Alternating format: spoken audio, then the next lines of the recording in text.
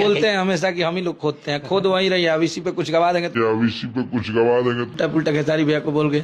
सबसे पहले काजल लखवानी ने खेसारी लाल यादव के ऊपर एक गाना बनाया। उसके बाद काजल लखवानी का मन इतना से जब नहीं बढ़ता है तो काजल खेसारी के फैंस को बुरा भला बोलती है। उसके बाद से जब इतना से भी मन नहीं बढ़ता है तो स्टोरी पे अपना ही वीडियो शेयर करती है, जिसमें बोलती है कि खेसारी लाल यादव लड़कियों की इज्जत नहीं करते हैं, दिस डेट, यही सारी इनडायरेक्टली चीज़ें तो यही बताने की कोशिश कर रही थी कि जैसा स्टार है वैसा फैंस भी है।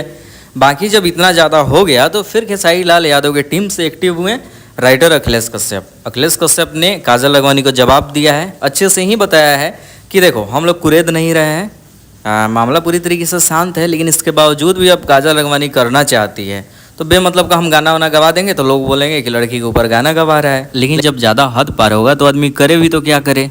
तो काजल लखवानी जब मामला शांत है तो प्लीज़ उस मामले को शांत रहने दीजिए। अखिलेश कश्यप का यही कुछ कहना था।